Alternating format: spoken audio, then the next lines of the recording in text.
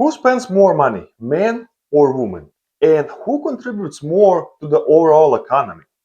The other day I was thinking because everybody complains nowadays inflation is big, prices are so high, but the shopping centers are full.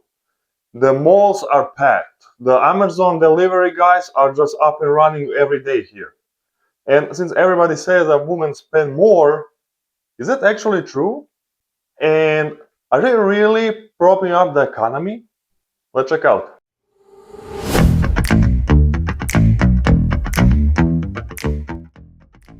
When people talk about what's keeping the economy afloat, they usually point to interest rates, government spending, or corporate profits.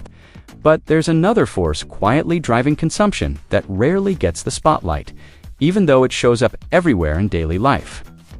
That force is women's spending, and its role in the economy is far larger than most headlines suggest. In household after household, women still make or strongly influence the majority of purchasing decisions. That includes groceries, clothing, healthcare, education, childcare, travel, and an increasing share of financial decisions. Even in dual-income homes, spending patterns often reflect priorities set or managed by women. This isn't about stereotypes, it's about who actually controls day-to-day economic choices. When inflation rises, those daily choices become more strategic, not optional. Essentials don't disappear just because prices go up. Someone has to manage the trade-offs. That responsibility often falls on women who adjust budgets rather than stop spending altogether.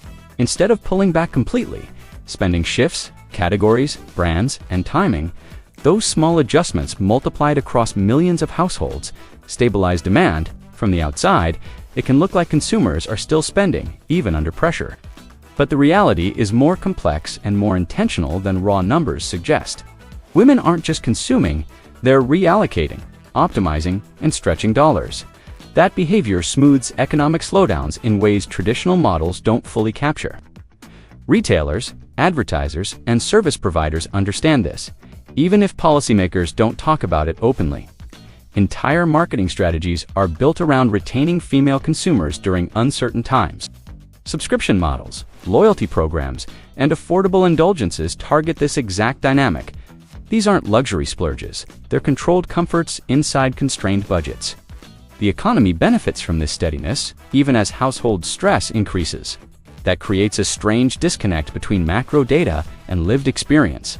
GDP can look resilient. While many families feel financially stretched, women's spending helps explain how both can be true at the same time. The question isn't whether women spend more, it's how and why that spending persists, and whether the economy has quietly become dependent on it, because reliance creates vulnerability, especially when pressure builds over time. If this spending engine slows, the effects could ripple quickly. In the next part, we'll look at how this pattern developed and why it's become more important in recent years. What changed isn't just prices, it's who's absorbing the shock. This pattern didn't appear overnight. It formed slowly as household economics and labor dynamics shifted over decades.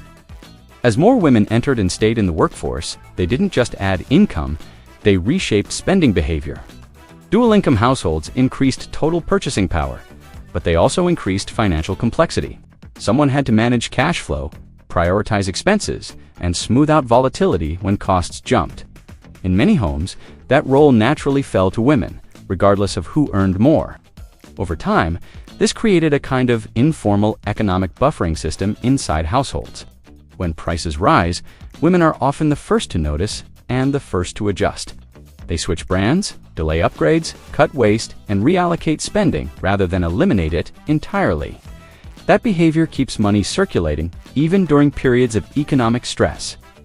From a macro perspective, this looks like consumer resilience. From a household perspective, it feels like constant compromise. The rise of inflation over the past few years intensified this dynamic. Essentials like food, healthcare, and childcare rose faster than wages in many cases. Cutting those categories outright wasn't an option, so spending decisions became more tactical. Women often absorbed that pressure by doing more planning, more comparison, and more unpaid labor. Time spent managing budgets replaced money that no longer stretched as far. This substitution of time for money doesn't show up in economic data. GDP counts the purchase, not the effort behind making it affordable. Retailers benefited from this adjustment, especially those offering perceived value without deep discounts. Private label brands, resale platforms, and bundled services grew rapidly during this period. Many of these business models rely heavily on female customers to function at scale. As a result, entire sectors quietly aligned their survival with women's purchasing decisions. Marketing shifted from aspiration to practicality, emphasizing value, flexibility, and reliability. This wasn't accidental. It reflected where spending power actually lived. The problem is that this system assumes an endless capacity to adapt. It treats household flexibility as an infinite resource, even when stress accumulates. Over time, constant adjustment can turn into exhaustion rather than resilience. The economy reads stability, but individuals feel strain. That gap between data and daily life keeps widening. In the next part, we'll examine what happens when this buffering system starts to weaken.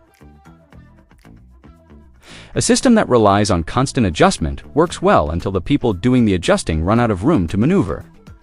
Over time, flexibility turns into pressure, and pressure eventually turns into fatigue. Many households are already showing signs that this buffer is thinning. Savings rates among families have fallen, even as spending remains elevated. Credit usage has increased, not for luxuries, but to cover everyday expenses. These are early signals that adaptation is being replaced by substitution. Instead of switching brands, households start delaying payments or carrying balances. That shift keeps consumption alive in the short term, but increases long-term risk. Women, who often manage these trade-offs, feel the strain first. The mental load of constant budgeting becomes heavier as margins disappear. There are fewer places left to cut without impacting quality of life. Essentials don't offer much flexibility once the easy savings are gone. When this happens, spending patterns don't collapse all at once, they erode. Small pullbacks across millions of households can quietly slow the economy. Retailers may notice softer demand before official data does. Loyalty weakens, impulse purchases decline, and subscriptions face higher cancellation rates. These changes are subtle, but they compound over time. Another crack appears in time poverty, where managing spending consumes more hours than before. That time cost often goes unpaid and unmeasured. The economy benefits from the outcome, not the effort behind it. There's also a generational dimension to this shift. Younger women, facing higher housing and childcare costs, have less room to absorb shocks. Their spending is more fragile and more sensitive to income disruptions. Older generations may have buffers that no longer exist for younger households. This creates uneven resilience across the economy. Some sectors remain stable, while others feel sudden drops in demand. Policymakers looking only at averages may miss these pressure points. By the time the slowdown shows up in headline numbers, it's already underway. The economy doesn't break suddenly. It bends until something gives. In the next part, we'll look at how businesses and markets are responding to these emerging cracks. Businesses don't wait for official reports to change behavior. They watch customers closely and adjust long before headlines shift. Many companies already recognize that women's spending is more cautious, value-driven, and deliberate than it was a few years ago. That recognition is reshaping products, pricing, and how value is communicated. Companies are shrinking package sizes while keeping prices stable, betting that convenience beats sticker shock. Subscription services now emphasize flexibility, pause options, and perceived control rather than commitment. Marketing language has shifted away from indulgence toward necessity and self-care, framed as maintenance, not luxury. This framing aligns with consumers who feel responsible for household stability, not just personal enjoyment. Retailers are also investing heavily in loyalty programs designed to reward consistency rather than volume. These programs are built to keep spending steady, not necessarily higher. From a revenue perspective, predictability is often more valuable than growth during uncertain periods. Private label and store brands continue expanding because they match the value-first mindset. Many women now prioritize these brands. Protect margins for retailers while offering consumers an acceptable trade-off. Service industries are adjusting as well, offering bundled pricing and tiered options to prevent full cancellations. The goal is to keep customers engaged at a lower level rather than lose them entirely. Financial services are responding with budgeting tools, cashback incentives, and rewards tied to everyday spending. These tools help maintain transaction volume even as discretionary spending slows. What's notable is how little of this adaptation is discussed publicly. Companies rarely say they're relying on women's spending resilience to stabilize revenue. Instead, they frame changes as innovation or customer-centric design. In reality, many strategies are defensive, built to preserve demand in a stretched environment. This creates a feedback loop where businesses optimize for household strain rather than relief. As long as spending continues, structural pressures remain unaddressed. The economy appears stable, but it's leaning on a narrow support beam. If that beam weakens, adjustments will happen quickly and unevenly. Markets tend to react late to these shifts because they rely on lagging indicators. By the time earnings decline meaningfully, consumer behavior has already changed. Understanding who is holding up demand helps explain why some slowdowns feel sudden. They aren't sudden, they're delayed reactions to long-building pressure.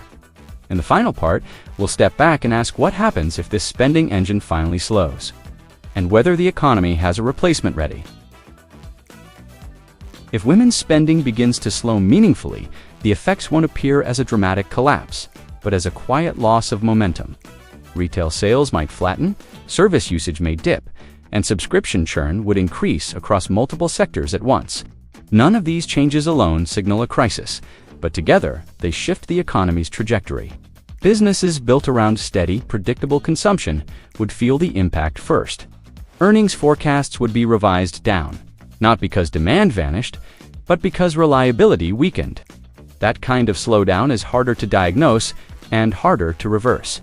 Policymakers might respond late, misreading resilience as strength rather than strain. By the time intervention arrives, household buffers could already be depleted.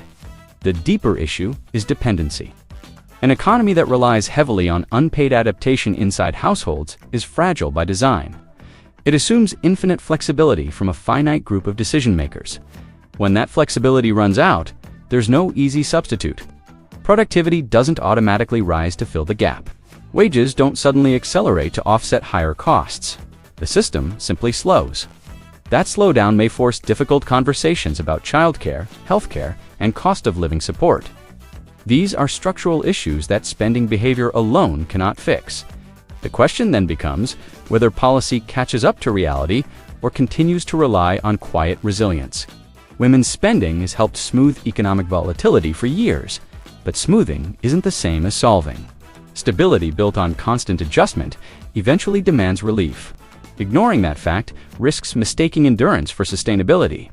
The economy may look fine on paper, even as pressure builds underneath. When change finally shows up in the data, it will feel sudden. In truth, it will have been a long time coming.